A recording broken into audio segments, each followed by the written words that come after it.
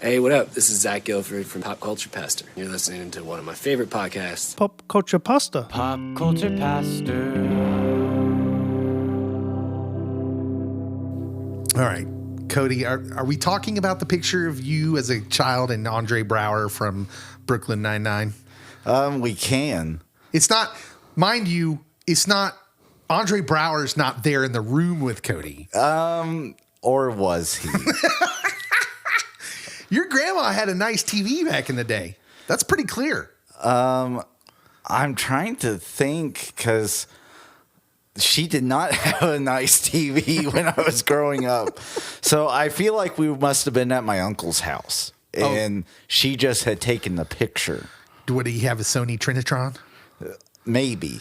The Sony Trinitrons, like, what were they about? Like 38, 40 inches? Yes. And they were like the height of technology back then.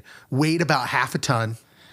This is about right, yes. Oh, man. But they were it. And the friends that had them, you were there. But when you moved, they were the worst. So, yes, my uncle who lived in Salina, we would go and visit over the summer. And he had just had a daughter. And so we're hanging out with my cousin, who's like a toddler at this point. And there's just this random picture of my sister, myself, and my cousin. And then Andre is looking over our shoulder saying, "Who will save your life?" I don't know what it's from. So it's literally a picture of, if you don't know who Andre Braugher is, he's the captain from Brooklyn Nine-Nine. He was also in The Mist, which Dave has not watched yet. Yeah, I'm going to. He's been in a ton of stuff, though. Yes. Ton of stuff. He just passed away recently. Rest in peace. Yeah. But yeah, it's an old picture of Cody. And I thought he was just messing with me. I'm just like, okay, great. You just want me to look at a picture of you as a kid. And then sure enough, Andre Braugher is like really noticeable in the picture. He like really jumps off the screen because it's just like his head. Yes. And then these words. Yeah. I don't know if he did a commercial. I don't know if this is in a movie. I don't know. All right. But I like to think he might be my guardian angel. We'll post it to the social media so y'all can see a picture of young Cody hanging out with the captain from Brooklyn Nine-Nine. Yes. Yeah. It would be interesting to try and guess what show it was. Someone out there knows. Tell us what year do you think that picture's from? Oh, I'm going to guess maybe 99 or 2000. Okay, we're going to post the picture on our Facebook page.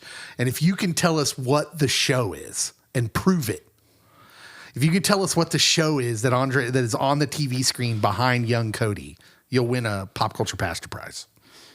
And it will be more than just a nice crisp high five. But I will give you one of those. Yeah. All right. This is obviously this is Pop Culture Pastor, the podcast. My name is Dave. Cody is here. And holding a picture of Andre Braugher.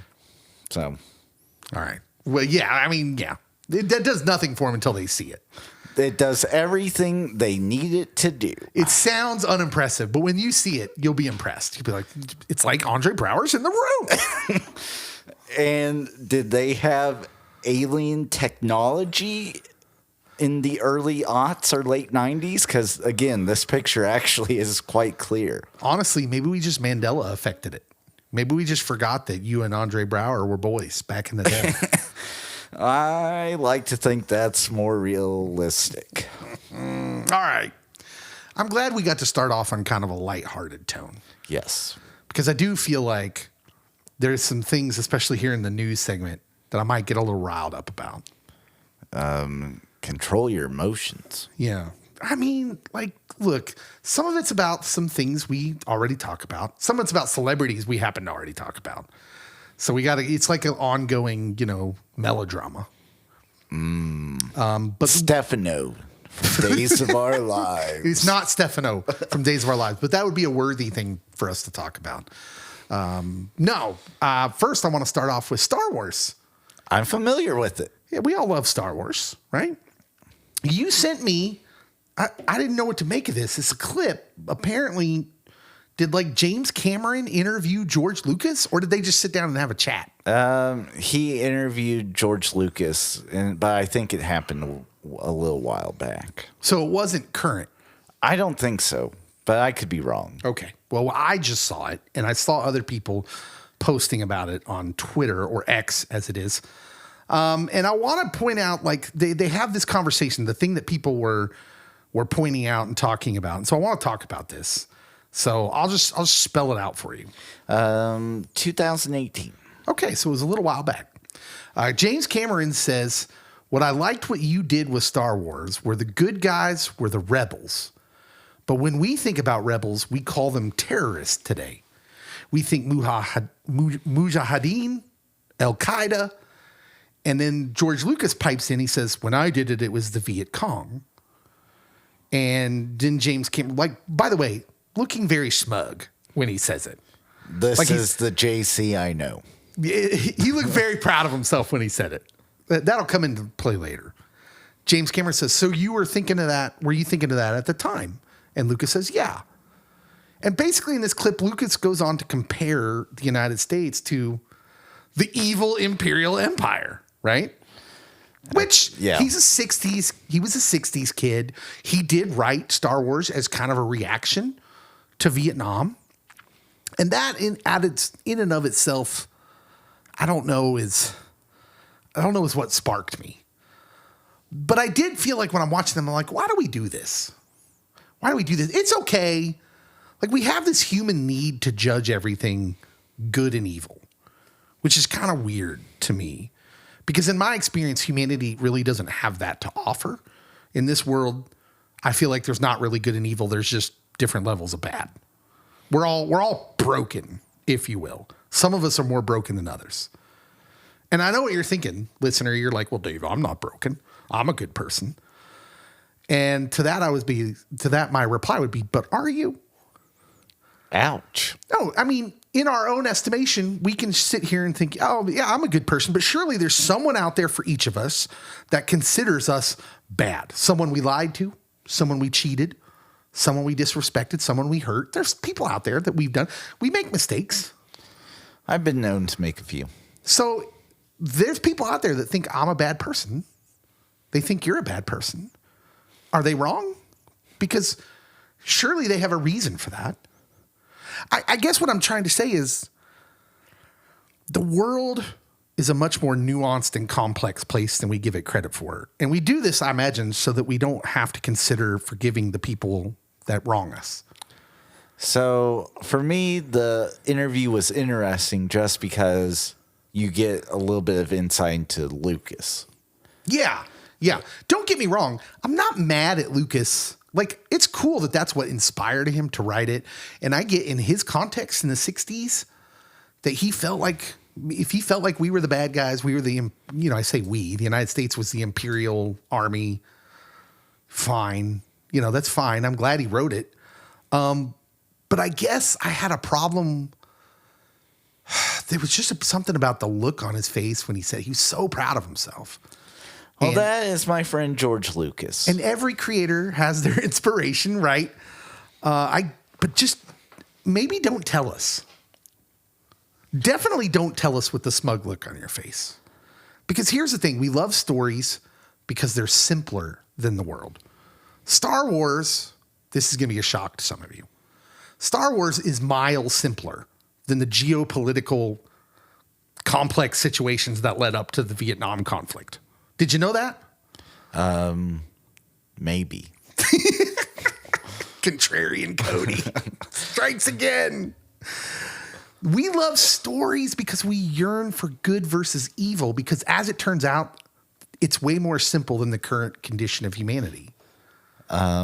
So, like, I really wish that they would have invited me to this powwow.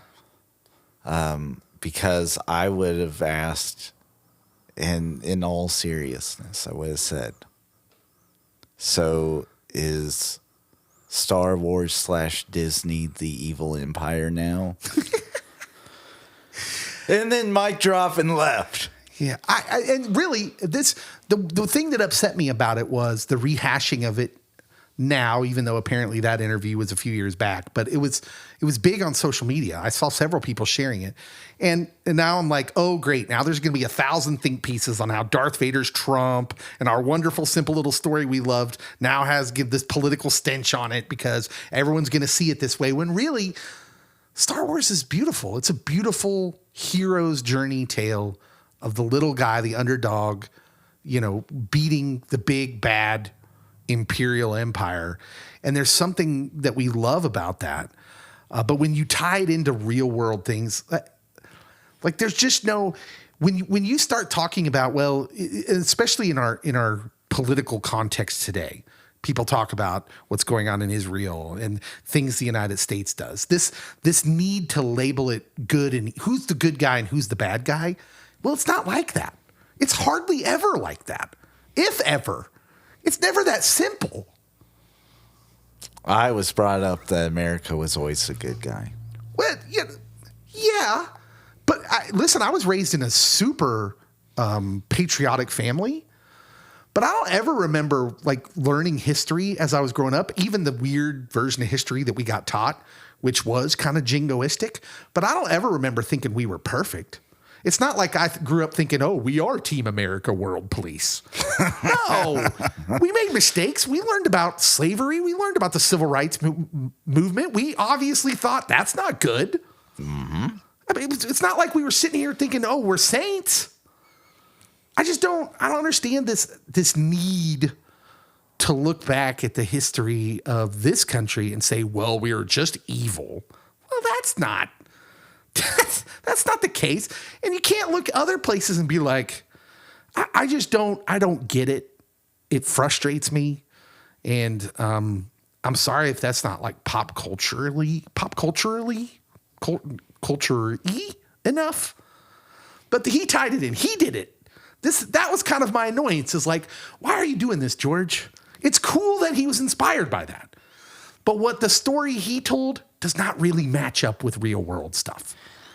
I also think that my dear friend James did not help the situation with the way that he was wording things and also kind of leading the question and answer, which is weird because, like, I would rather just hear George Lucas explain it and see if George Lucas mentions being like good buddies with Jim Morrison while he was in film school.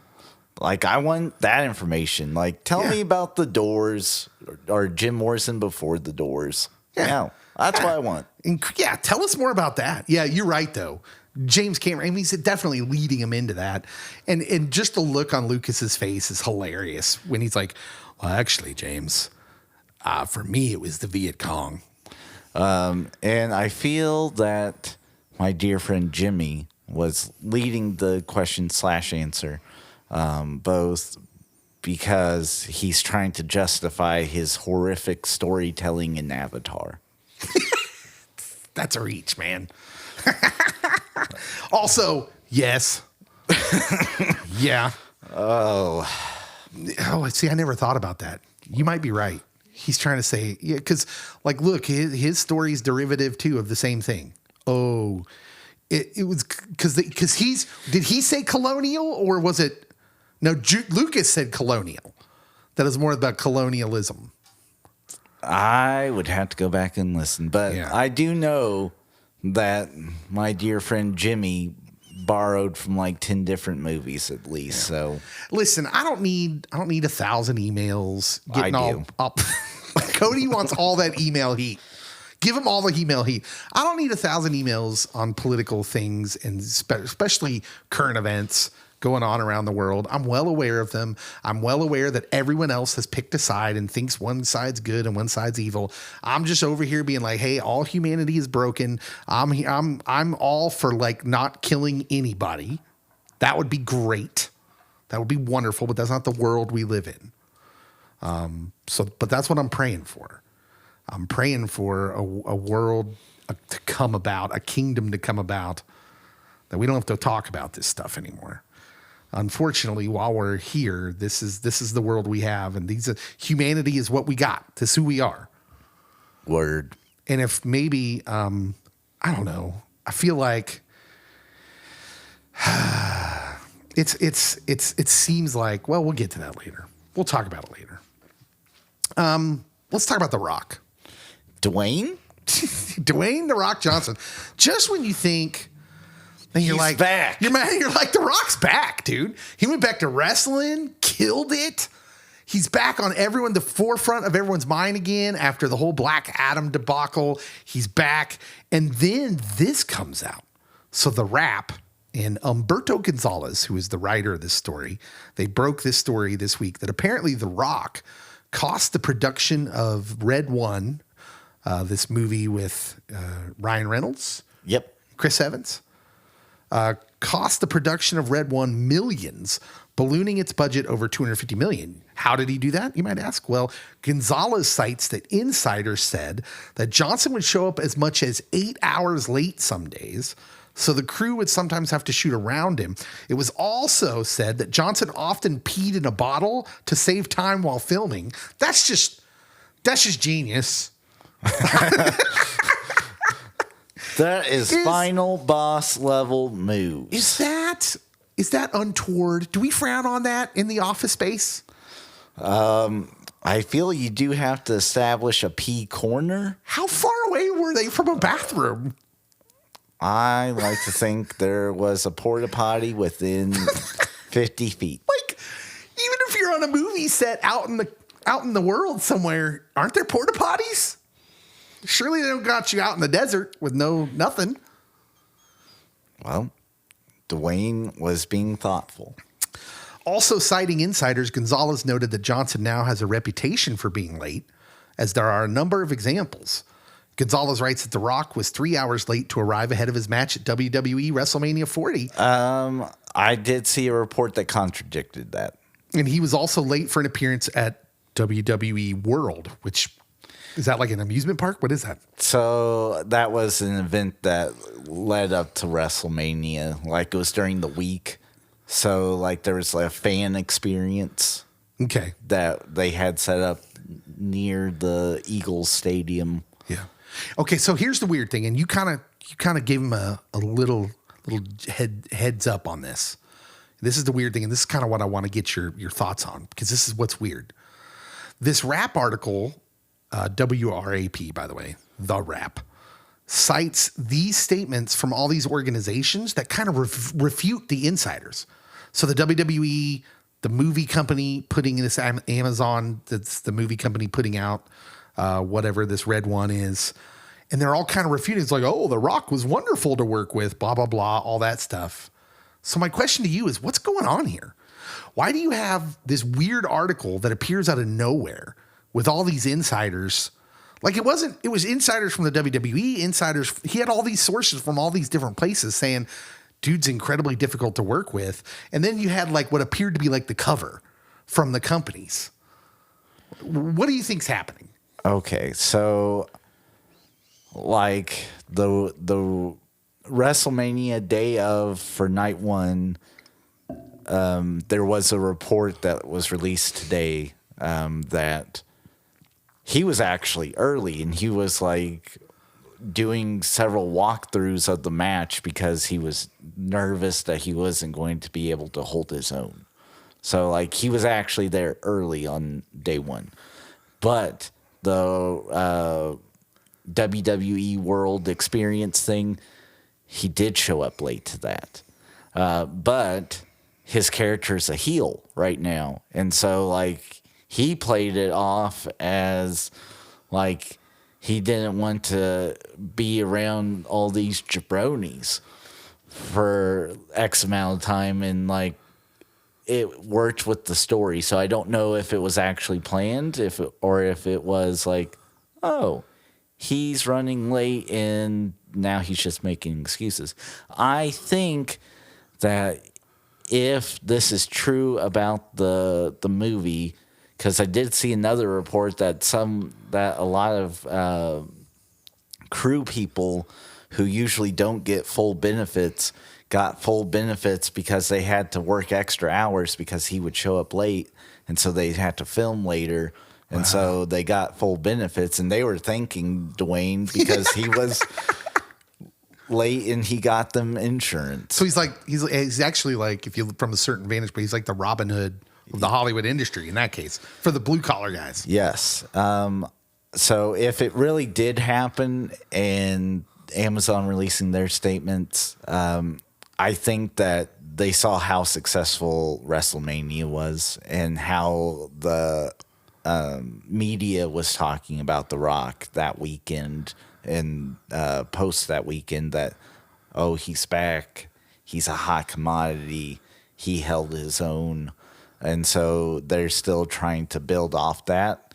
Because if you get The Rock of Black Adam time period where it's toxic and you don't want anything associated with him because it's all poo-poo. That makes sense. When you put it like that, I understand. Okay, that makes sense. You don't want the box office hit that takes. So you're saying in that scenario, it's probably true, but that's why all the companies that have the investment came to the defense. Yes. Okay. I could see that. Do you think there's any kayfabe going on here?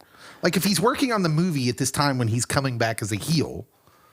Like remember when Hulk Hogan was Hollywood Hogan and he'd go off to work on movies? I have tried to forget it. Was he really working on movies? Who knows? But like maybe Rock was really out there working on movies as he's coming back as a heel and just did the Ric Flair thing. No, probably not. Not for this movie. I think that he would have wrapped it up before he started training intensely for WrestleMania. It's super weird because so let's focus on the article itself. This is clearly a hit piece. It's clearly like, look, this writer didn't just decide one day, oh, I heard these things, so I'm going to go digging. No, someone gave this to him. Like, so who did this? Who's coming after The Rock? It's Hollywood Hogan, isn't it? No. He's trying to steal my thunder, brother. So I'm also wondering, because the rumor was Ryan Reynolds and Dwayne had a huge argument over this. That. Yeah. Did Ryan's camp leak it? Because they're worried that this might be a dumpster fire, and if they can blame The Rock for hostile work conditions, then they can brush it off as Deadpool Wolverine movie makes a bill. Yeah, I was wondering about that because I saw some rumblings of that. That's weird because everybody loves Ryan Reynolds. Most people do. Oh, who else doesn't? I don't know. I like to think. Well, actually, I do know. T.J. Miller and Ryan Reynolds didn't get along. Yeah, but T.J. Miller, a lot of people don't get along with T.J. Miller. Yes, so that might be a T.J. Miller thing. I feel there was another mild, like, argument where you would probably side with Ryan Reynolds. Yeah. But then it becomes like where there's smoke, there's usually fire. Yeah. And whatever happened to the other guy from Two Guys, the Girl, and the Pizza Place? Ryan Reynolds just took him along for the ride and then kicked him out. These mysteries will never be solved. Exactly. Like, who even was that guy? I don't know. Do you know? I only know the girl because she went on to be Natalie and Monk. Good. We got to talk about Brian Cox. The former friend of the show. The ever grumpy, the ever grouchy Brian Cox. And if you've been following the pod, Brian's been coming after a lot of people. I don't know why. Like, who's asking these questions? I don't know, man. Like, he's 77 years old. Why is he being, first of all, given a platform to just complain about everything? But he came into our house. He did. Metaphorically. Literally. In an interview on the Starting Line podcast, the star of Succession, 77-year-old Brian Cox, said this about the Bible.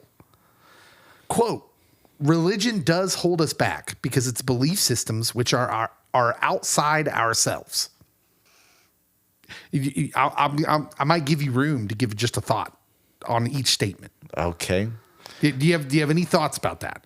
Religion does hold us back because it's belief systems which are outside ourselves. First of all, I don't even know what he's trying to say there. So I don't think that something outside of ourselves would actually hold us back. If anything, it expands the potential for horizons. But like if you would have said this is the gobbledygook of man's mindset, that then it's something within us that's going to hold back society as a whole. Yeah.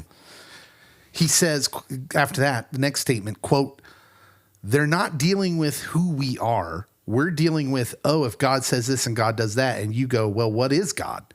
We've created that idea of God, and we've created it as a control issue, and it's also a patriarchal issue. All right. Listen, Brian, do you mind if I go first here? Okay. Okay. The name of our God, the Jewish God, it's, the Old Testament, is Yahweh. Okay. The divine name that should not be said. Oh, are we not supposed to say that? That's different from denomination to denomination. We don't have a problem with saying it. Oh, I'm just going back to the Hebrew faith, Dave. Oh, the Hebrew. Okay, yeah. Yahweh is, interestingly enough, is the two words used for it in the ancient Hebrew. There's two words mashed together. One is a male word and one is a feminine word. I was going to say, this is true. So in patriarchal, as far as patriarchal stuff goes, I know you hear a lot about certain things, certain denominations in this country where it's like only men can be leaders, blah, blah, blah. But that's actually a minority nowadays in the Christian church in America. Even the American church is kind of coming around to this idea that, and historically speaking, the Christian church is the birthplace of feminism. Female leaders going on in the early church. Early church, and even within something that you would associate as heavily patriarchal with like the Catholic Church, there are strong women of faith that get elevated way above most male historical figures, and like the second most important person after Jesus, Mary. So yeah. So Brian's claim that the Bible's about patriarchal control. Yeah, I'm not so sure about that, Bri. The other one, he says it as it's a control thing. He kind of states it's a control thing, and I'm just like, well, I've heard this. If the people that wrote the Bible were all about control and getting riches or whatever else people say it is, it was a very poor attempt. They all die awful deaths. They do, and I mean, he voices something that it tells me that there's an elementary level of understanding. It's not advanced. That like you gotta do this, gotta do that. Watch out for what God can do. Yada yada. That is like the basic initial belief that, oh, there's this all-powerful God and he's just ready to smite people, and that he has all the power, you have nothing, yada yada. At its basic rudimentary level, that's where faith is. But then like hopefully you advance way past that and you realize that you can do whatever in the wide world of sports you want to do, but for you to be prospering within the faith, there is a more narrow path than the wide spectrum that you can do. And so you don't have to do one thing or the other. God's not just necessarily sitting there with his finger on the smite button ready to strike you out of the existence. Literally, that comment by you, Brian, would have gotten it. So calm down. He goes on to say, quote, Brian Cox says, the Bible is one of the worst books ever. It's actually several different writings. 66 to be precise. And you will actually get a lot of literature people that highlight it is one of the more impressive literary works that you can have and read. From different story types to poetry to wisdom literature, it encompasses a lot. And that's not from like religious people. This is like from academics who are literature types. Some self-professed atheists are like, this is actually good literature. It's a good story. So don't say it's a bad story. Point Cody. I think Get off my lawn, Brian. Well, back to Brian Cox. He says, it starts with the idea that out of Adam's rib, this woman was created, and people will believe it because they're stupid enough. That's not where it starts. I think Brian needs a hug. He just sounds so mad. Why is he so mad? There's like a whole chapter before we get to like Adam and or Eve. Isn't Succession like one of the biggest shows on TV right now? Why is this dude so upset? Has Brian Cox ever been bigger than he is right now? No. And is he the voice of the McDonald's commercials? Isn't that Keith David? How dare you? I would like to personally invite Brian Cox to come hang out with me and Cody for the day. Yes, I won't attack him. But we should make this go viral. Brian Cox, come hang out with Pop Culture Pastor, and we can just hang out. We can be real people. We can talk about real things. We don't have to have a debate about anything. Just hang out with us and see what kind of people we are. And maybe, do a small interview for the pod, and we could have coffee and stuff. The coffee's on us. Yeah, right? Have your people call our people, Brian. And just to be clear, our people is us. You got to call us. We don't have people. You can email. All right. That's enough news for this particular pod. We'll be right back with our main subject. Pop Culture Pastor. All right. We're back. And Cody, up until, what was it, early this morning or last night? I didn't know we were going to talk about it. I've had a rough couple weeks as far as my health. Dave was knocking on heaven's door. Knock, knock, knocking on heaven. Yeah, we almost had to send some gifts to Cody for his grieving. Yes. At first it was Guns N' Roses knocking on heaven door, and then it got to Bob Dylan level. It was rough. Anyways, I won't bore you with my health details. It was rough. I just had a rough couple weeks. But we made it. Somehow, I thought for sure we were going to miss a week, but we're going to end up not missing a week, and that's good. It's not how we roll. No, it isn't. But I was inspired by someone's tweet. Or are they called tweets anymore? They're probably not. I don't know what you would call it. Yeah, it was a tweet. It was on An X post. From O. Allen Noble, who is a author and associate professor of English at Oklahoma Baptist University. And he posted this as an icebreaker. When you have guests in your home. And I wondered if this was real or was he trying to be funny? Because he's a brilliant dude, but he's also kind of funny. Both? Yeah. So I think it's both. But he said, icebreaker. How is your favorite movie problematic? And why should you feel bad for liking it?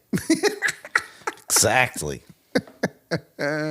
So you see how I think he's trying to be funny, but it also kind of, I started pondering this and I thought, what would be fun if Cody just gave me like 3 movies that he loved growing up. And I took 3 movies I loved growing up. And I just did a quick search on the internet and we'll find out why the internet thinks they're problematic. And we could just look at that and we could talk about it. We say, all right, this is apparently why people think our favorite movies are problematic. And we can say if we agree, disagree, and then should we feel bad for liking it? I already told you about my Passion of the Christ take. There's one of your movies that I was shocked. I just thought, well, how can anyone have a problem with this movie? And I should have known as soon as the question formulated in my head. I should have known someone found a way. Was it the second movie?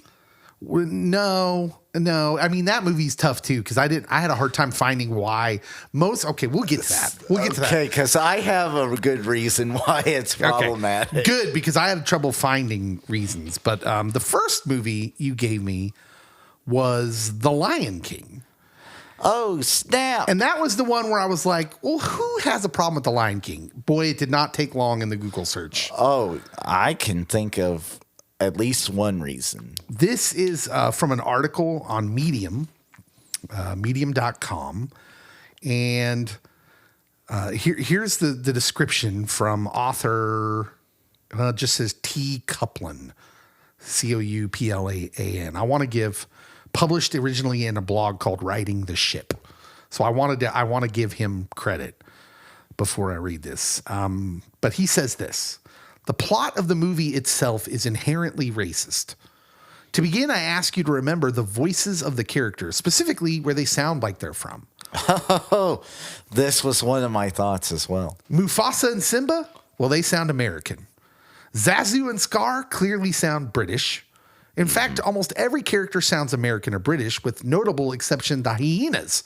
The hyenas, who are the villainous henchmen of the movies, and Disney made sure we knew they were evil by making them all sound ethnically Hispanic or like they were from the ghetto. Disney equated evil with non-white. Thoughts? Well, Are you duly embarrassed that this was your favorite movie growing up? no, I'm not. So, Mufasa's voice is definitely not white. James Earl Jones. Yeah. That confuses me. One of the most distinct voices out there. But do you know what I think he means? Whoever wrote this, I think they means he doesn't sound black. But isn't that racist? I would think so. So one of the things Disney did when they made the live action version was that they wanted to put people of color as the lions, and so they did that. I think we're stretching with the hyena point because one of those is It's Cheech Marin. well, I know Cheech And Whoopi Goldberg. but the Ed who's cackling is Well, he doesn't really say much. the voice of Winnie the Pooh. He's kind of an imbecile. Milne, A.A. Milne, was that his name? Was that the writer? I'm not the voice of Winnie the Pooh. Cummings is his last name. Oh, I don't know. Here's the thing. Like, if that's problematic, for him, this writer, Jim Cummings, that's it. yeah, the problematic part is the main characters sound American. Well, it's an American-made movie. Yes. Like, that tends to happen. I've been watching a movie called 1899 on Netflix. Oh, and yeah. Mm-hmm. It's German-made. And there's a lot of German people in it. How dare you? So, I mean, we would have an issue if there was cultural appropriation. Think a different James Earl Jones movie, Coming to America. If everyone who was a voice actor in this movie tried to sound like they were from different parts of Africa, the continent of Africa, then we would have issue. Okay. Well, I'm glad you mentioned the whole maybe different places in Africa itself, the location, because some of the problems on the internet I found were that, so Disney has made all these movies, cartoon movies from all these different places, a lot of Europe places, Mulan in Asia. Mm-hmm. They said there's all these other continents, but when they make a movie based on the African continent, the people are all animals. Does that hold up? Is that problematic? My first thought was like, wait a minute. Which one was the one in Australia? Because the only one I can think of is Rescuers Down Under, and they were mice. They were mice. So maybe it's Africans and Australians that Disney hates. Oh, yeah. But I thought that there would be something brought up about the patriarchy with this. Yeah. Because there was. I remember that article. I read like 3-4 different articles. Yes, because clearly he needs the wife, the girlfriend or whatever. Like Mufasa rules over, but he seems to be a benevolent king, and then Scar takes over and he's like, you ladies go work and go to the kitchen, get me some grub. And then I thought that was more like you have to understand lion culture there. Yes. That the women are the hunters. The female lions are the hunters, and he's subverting it. Yes, but then Matthew Broderick is like, oh, I'm going to fight Scar, and then I'm going to be king. Forget all you people that had to live in this awful place. So the final question is, do you feel bad for liking it? No. Okay. just so we're clear. I knew it wasn't going to be a perfect movie, and like there's some great lessons within the chaos and the muck. Yeah. So okay, the second movie you gave me, I had all kinds of trouble to figure out why this one might be problematic. Most people found it problematic because they don't understand it. Oh, I love that. And the movie is Donnie Darko. I did find something at inverse.com that says that they get all the quantum physics wrong on time travel. There's some that I would question. Yeah. But Noah Wiley brings up some points of why it could or couldn't work. So this is the movie you had your own ideas why people would think it's problematic? Yes. And there's a big, easy one. And it goes back to, I don't know if you watched The Butterfly Effect. Have I? With Ashton Kutcher. Listen, I celebrate Ashton's whole library. So it's the Ashton Kutcher issue. Oh? So within one of the versions of Butterfly Effect, because there was multiple endings, Ashton Kutcher kills himself in the womb, essentially saying that everyone else's life would be better if I wasn't there. Okay. Which that's dark. Extreme.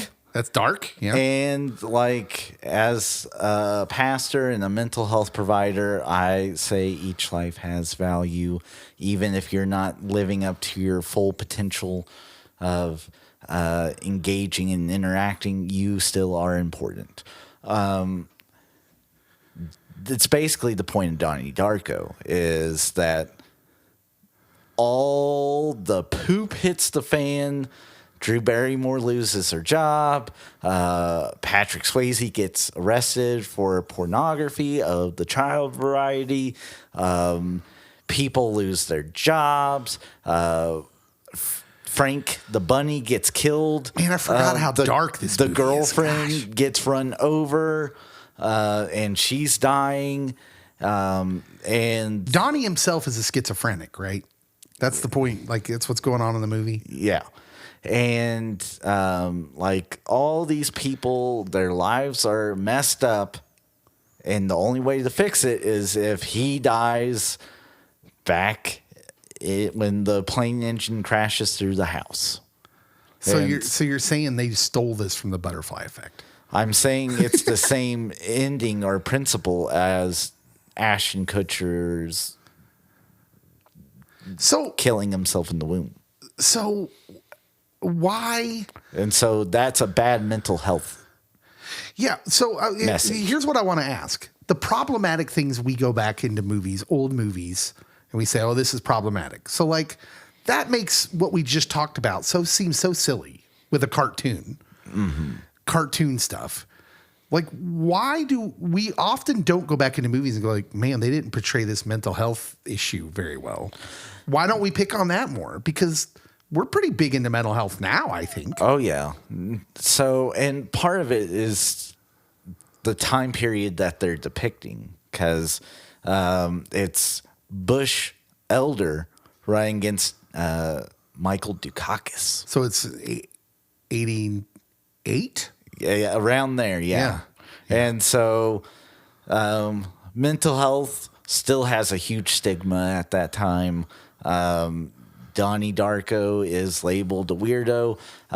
They also give him placebos, which in the director's cut, they come flat out and say it. In the original cut, which I actually think I preferred the original, like you have to look at how he holds the bottle and you can see on the medication label it says placebo. Yeah, placebos are fake medication for anybody that doesn't know that. Yes. And so, yes, he has some mental health issues. He sees a therapist during the movie, but also you're left with, oh, everyone else's life's better if he doesn't live, except for the kids that are being abused by Patrick Swayze. That's not better for them. So yeah, apparently, I had trouble finding people that thought it was super problematic. Mostly it was people who argued about how deep it was, how pretentious it is, things like that. Oh yeah, in which how this movie gets made is bananas. There's a whole documentary on it, but we don't got time for those shenanigans. The third movie Cody brought up for this little exercise. How is your favorite movie problematic, and why should you feel bad for liking it? Was Jurassic Park.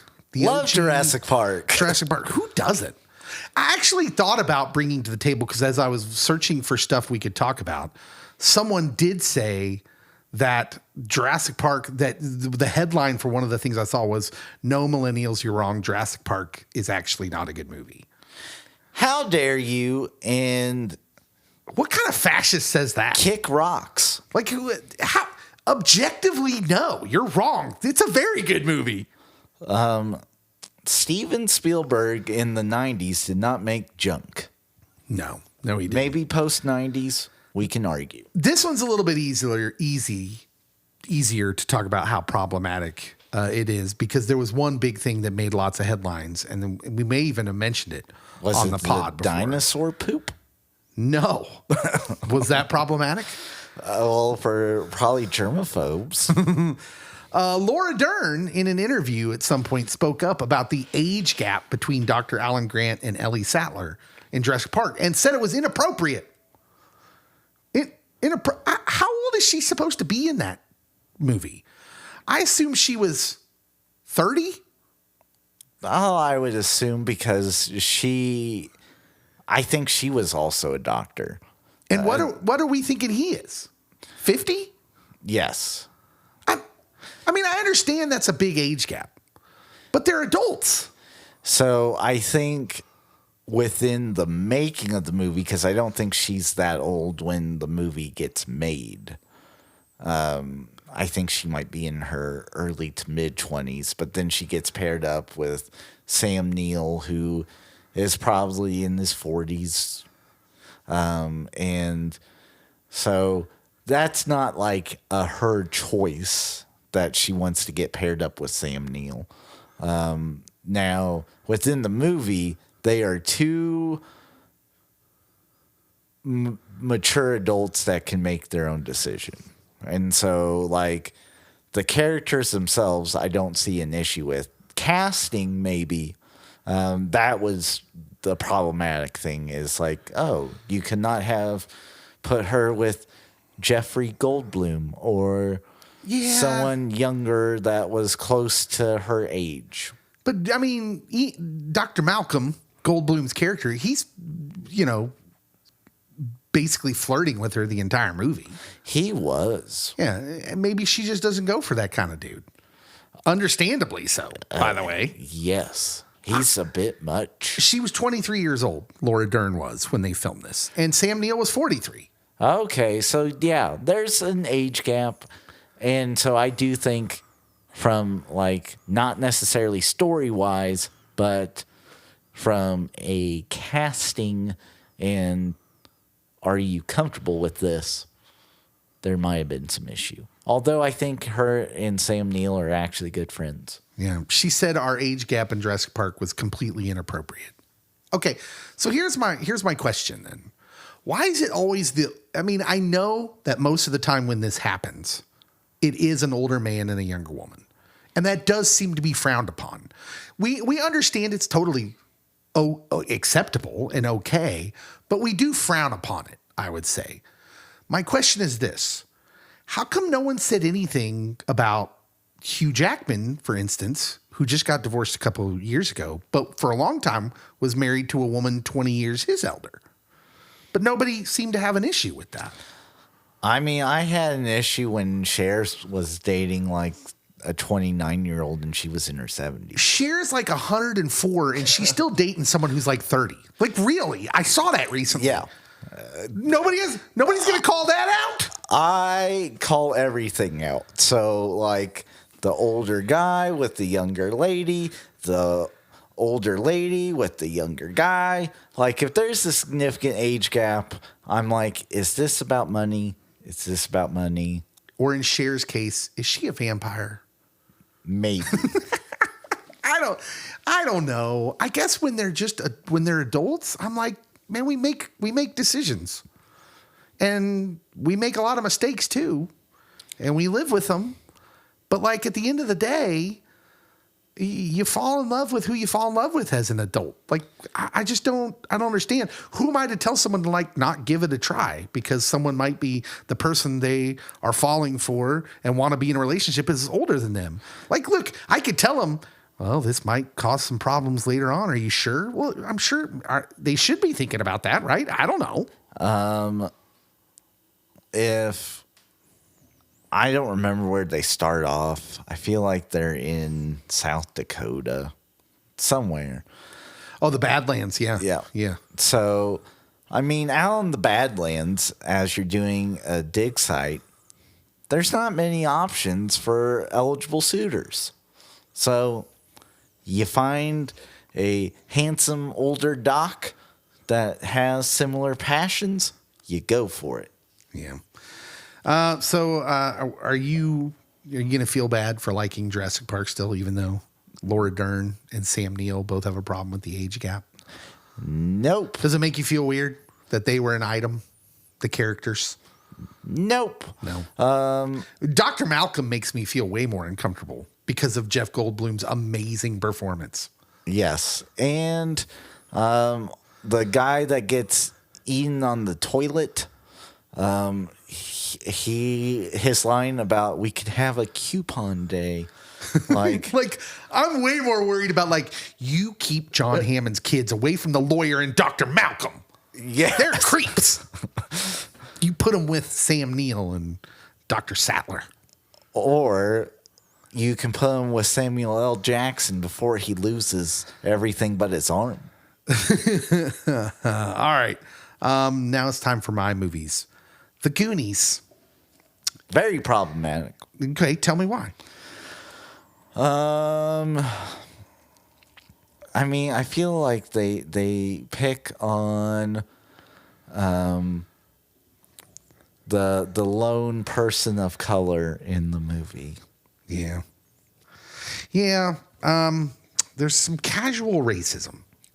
Yes. In the Goonies for whatever reason. And also Corey Feldman's housekeeper, what's her name, Rosa? Oh, yeah. Yeah. They pick at her a little bit. Knock it off! The Goonies, this is from... Also, some picking and being rude towards people with developmental delays or handicaps. This is from a paper in Open Oregon Educational Resources titled Difference, Power, and Discrimination in Film and Media. Oh, I like the title. By Chris Nelson. Quote, "The Goonies is full of adventure, pirates, and scary criminals that are out to get a group of kids. But that's not all this film is full of. If you take a good look at what is happening in this film, you will see the diverse positions of difference, power, and discrimination in this film. Oh, yeah. The main position in this film is socioeconomic discrimination." That's true. That's the whole point, right? The rich people are gentrification. We don't need that golf course. Exactly. I'm with you on that. Fight the power. But within the film, there are many other positions of DPD. That's short for difference, power, and discrimination. Wow. As Robert, author of Things You Have to Ignore in Order to Enjoy Watching the Goonies, points out, there is, quote, fat shaming and bullying, racial stereotyping, yep, drug and sex abuse references, assault, theft, and attempted murder. And that's just in the first 30 minutes, he says. I mean, okay. How dare I watch that as a kid? There is fat shaming for sure. I mean, Yes. the kids, they call him Chunk. Do you think Chunk liked the nickname Chunk? Probably No. not. No, of course he didn't. And if I see him out in public, I'm yelling out Chunk. Did you have any nicknames from your friends when you were growing up that weren't exactly complimentary? Because I did. Yes. Yeah. So you would say that's a normal rite of passage growing up. I'm not saying it's nice. It's a coming of age thing. Yeah. Bullying. Yes. We've all kind of progressed in the bullying area, I think. I think we used to say bullying was a rite of passage, but now we're a little bit more in tune to it and the detriment that it has for our kids. And that we have to be a little, as the adults in the room, we got to be a little more on top of it because bullying's different now. It's progressed because of the internet and it can be more effective on a kid. So I think we've all come around on that. The racial stereotyping, I would agree. The depiction of Data. And his parents. They laugh at the parents at the end. Yeah, that's kind of rough. But then you've got like the drug references, the assault, theft, and attempted murder. I'm like, yeah, they're bad guys. There's bad guys in the movie. They're criminals. That's the whole point. The Fratellis. You're telling me the Fratellis are not on the up and up. Yeah, that part I was like, well, they better be in the movie if I'm watching it. That's the whole that's the whole point. Like that makes me want to watch the movie. The socioeconomic discrimination thing, and I won't go into it, but I did read a little bit farther. It was interesting because, yeah, but then again, I don't think the movie is making light of that. That's actually the whole plot. Yes. It's the good guys are the poor people fighting for their neighborhood. Yes. And that's how we took it as kids when I watched this. Rich people, bad. But maybe that's the problem. I just figured out what they're saying. Wait a minute. Not all rich people are bad. But this movie made me think that. Malcolm Gladwell made me rethink my stance on golf courses. Did he? Yes. All right. The second movie. Oh. Well, they did didn't even mention like the making fun of and mistreatment of sloth. Oh. That's a huge thing. Okay, but that's kind of dark. If we want to really get into that, like they make fun of child abuse basically. But again, it's the Fratellis. They're bad people. We get that. Well, if I was writing a thesis, I would start off with sloth. Counterpoint, the movie's actually a beautiful picture of the power of fostering. Because at the end of the movie, Sloth finds his forever family. I do like that. Yeah. And with the kid that we fat shamed. Do I need to quote it? Hey, Sloth, you're going to live with me now because I love you. I love that scene. That movie's so great. That movie's great. I listen, I don't have any shame of liking that or, loving that movie. I want to know if they had to pay any royalties or fees for Sloth to wear a Superman shirt.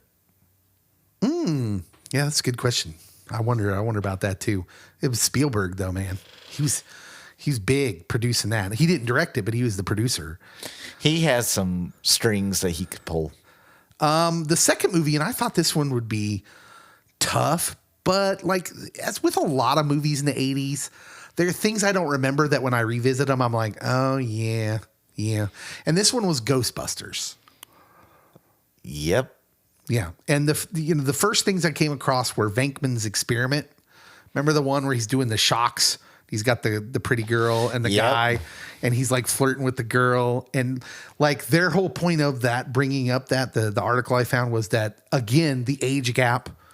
He's flirting as a member faculty in a school with an obvious student. And I'm like, okay.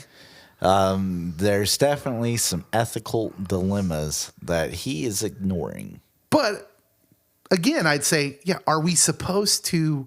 I get that Venkman, Bill Murray's character in Ghostbusters, is the comedic kind of center point, and we like him by the end of the movie. But I think at the beginning of the movie, we're kind of supposed to feel like he's a slime ball. Oh, yeah.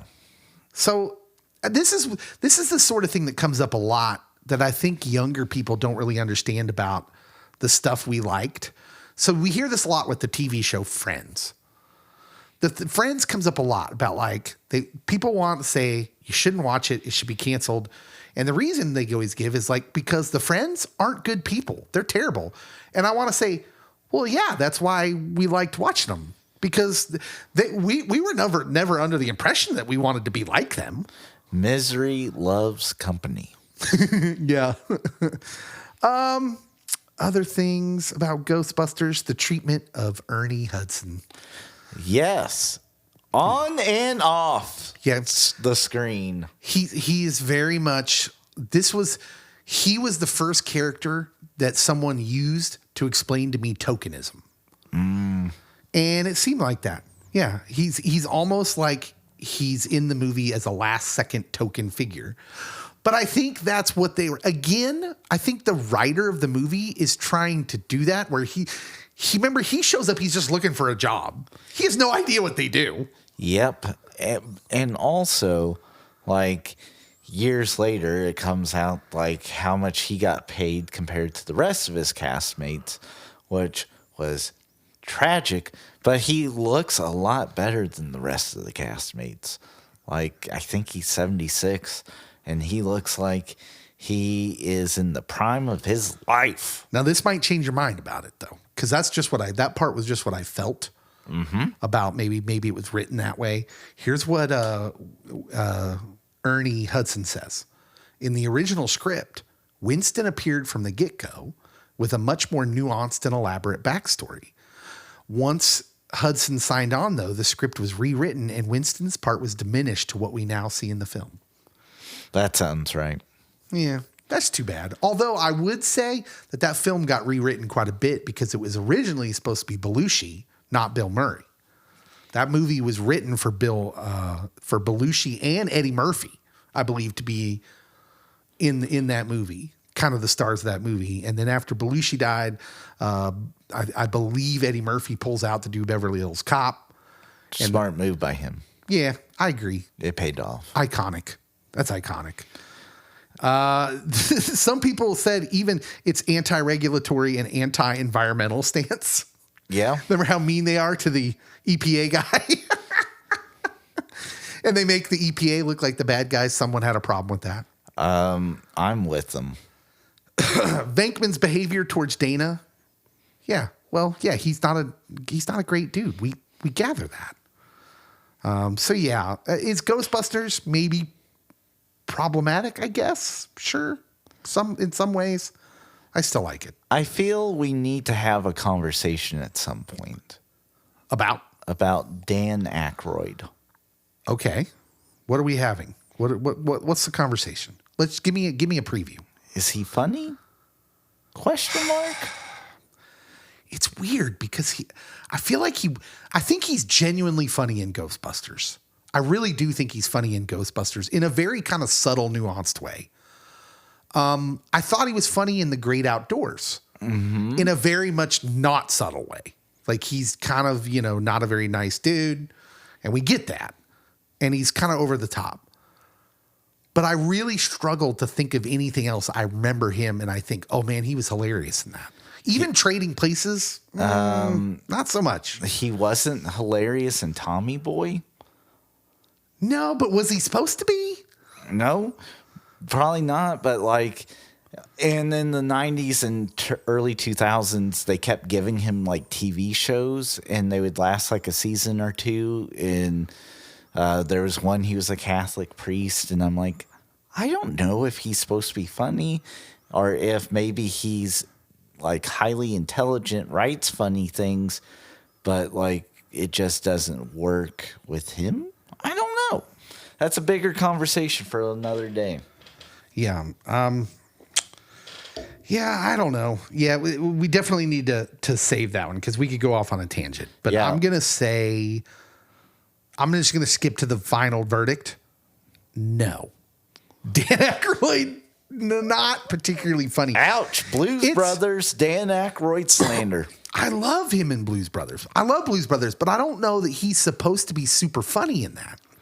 In fact, the Blues Brothers themselves aren't like the comedy. It's the situations they find themselves in.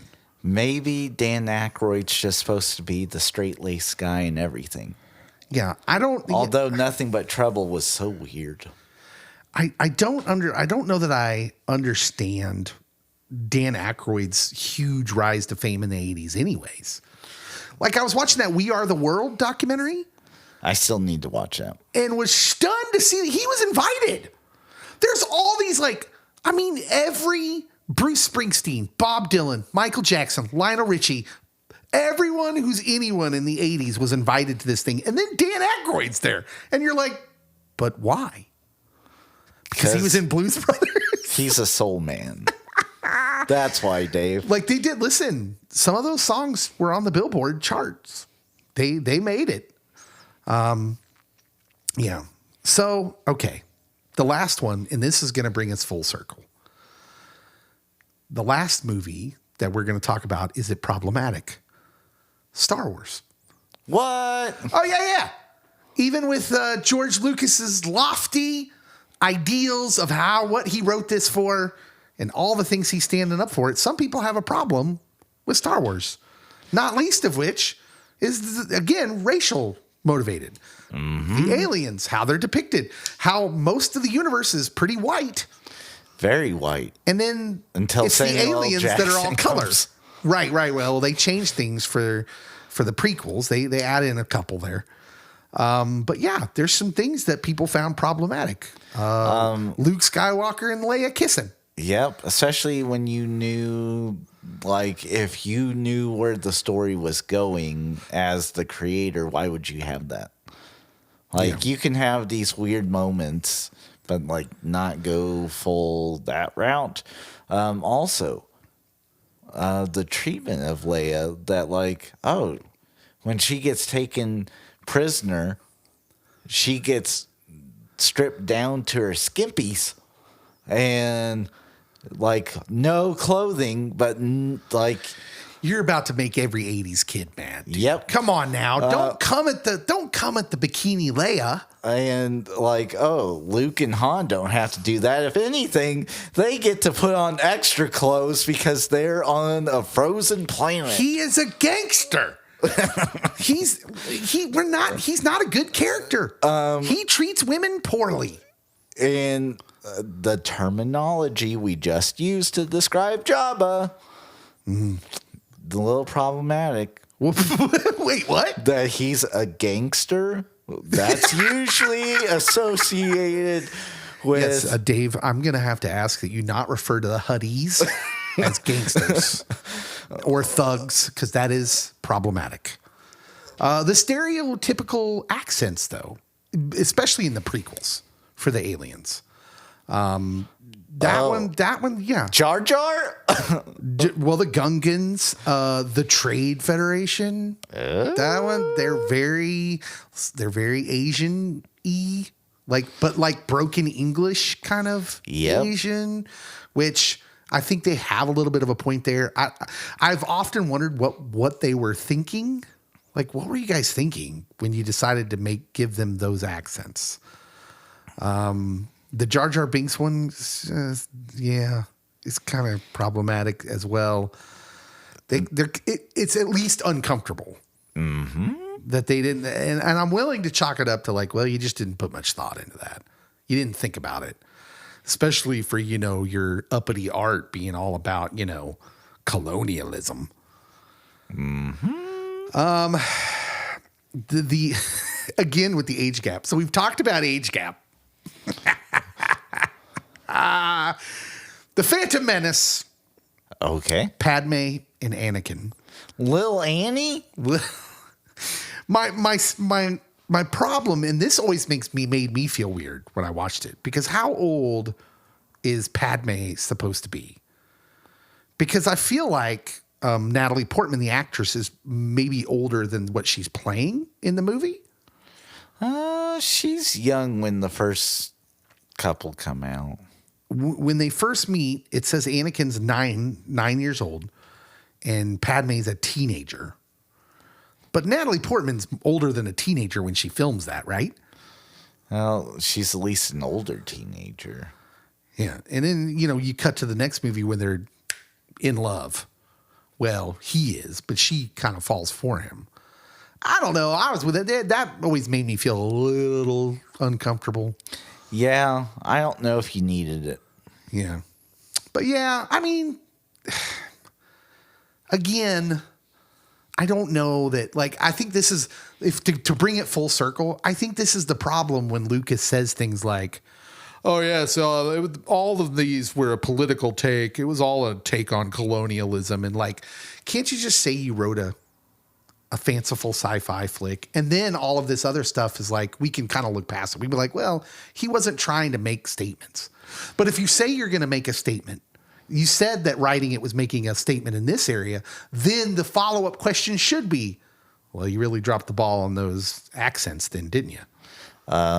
So I would have guessed, and I guess I should have been probably more aware of his historical context that he's writing it in, but I would have guessed that he was writing the Imperials, the people that are controlling the whole empire, as Nazis, because oftentimes their clothing kind of looks like they are Nazis. And so that's what I would have guessed. Well, the imagery for sure seems to fit that. Yeah. So it makes you wonder, did he just say that later on just to sound, virtue signal a little bit? Because we live in the time of virtue, and that's fine. Look, if you want to say it now, George Lucas can say whatever he wants. He's got the billions. He's got the hundreds, all the monies. He has a nice ranch. He made something incredibly popular that has now been diminished by people that handled it later. So he's in a lofty position of being yeah. And now I heard he's coming back. There's rumors that Disney's bringing him back for some creative. Well, it's probably because they were trying to sabotage Taika. Should I feel bad for liking Star Wars? No. You know what? One of my great joys has been the last few months. My 5-year-old has started watching the original Star Wars movies. He doesn't really, he's not really old enough to take them in like you're supposed to, but he loves them. And he runs around the house going, da, da, da, da, da, da, and he called him Dark Vader. Yes. And swearing that it's a sky fighter, not a TIE fighter. When I tell him it's a TIE fighter, he's like, no, it's a sky fighter. I'm like, okay, whatever. But it's been a great joy. And I've got to sit and watch some of them again. And I think I've mentioned on the podcast that the last couple times I'd watched the old ones, they'd lost some of the magic for me. I would like to report that watching them with my youngest son, who is totally just enthralled by the magic of it, it gave the magic back to me. I see the magic in it again. And I'm back on the Star Wars bandwagon. Even though we started off talking about George Lucas and him saying something that got me kind of riled up, at the end of the day, we can just choose to enjoy our stories, or we can choose to get caught up in the problems and brokenness of the world, of humanity. But the stories were always meant to be an escape from that. Yes. Now, does our brokenness invade those stories? Yes. But doggone it, can't we just escape? Can't we just get past it? Yeah, lots of the stuff we watch had problematic things in it. And we understood that. We knew you weren't supposed to emulate it, but that's not the purpose of the story. Was, I guess, I long for a time, Cody. Here's my final thought. I long for a time when we were left to try to figure out the morality of it on our own. You remember Aesop's fables? I am not that old. Is it Aesop or Aesop? I don't even know. I think it's Aesop. Yeah. You know what they didn't say at the end? What did they not say? What you were supposed to think.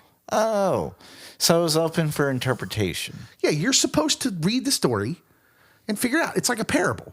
You as a human are supposed to. I feel like now we go back into this old stuff and be like, this is problematic and this is problematic. We knew that. We understand that these characters are not to be emulated.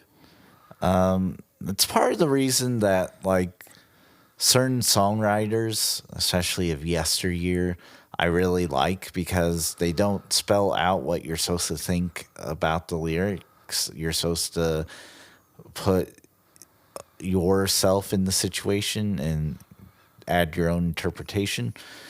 But I want to quote someone. Okay, give us your final thoughts. Give us your quote. My quote is from the late Mr. King, Rodney, that is. Can we all just get along? Rodney King. Can't we all just get along? Yeah. If you know, you know. Mm-hmm. You probably have to be above a certain age to know who we're talking about. And if you watch The Office, Michael Scott says the late Reverend Dr. King. Wrong guy. But yes. No, I would say no less important from a certain cultural time. Mm-hmm. Like, yeah. So, yeah, that's good. Can't we all just get along? Please. And enjoy our entertainment. Hey, no matter what fandoms you're a part of or what entertainment you like, even if some people think it's problematic, this is why we exist, Pop Culture Pastor. The world wants to divide us by the things we disagree on, but we think, hey, we all like pop culture here. We're all geeks. We're all nerds. Let's bring ourselves together on the things we have in common, not on what we don't have in common.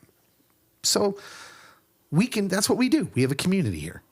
Tell us what you think about the movies that are problematic, that you used to like, that they say are problematic now, and whether that's affected you or whether you still watch them, whether you agree with that. We'd love to hear your thoughts on this subject. And as always, don't forget to subscribe to the pod if you're not subscribed.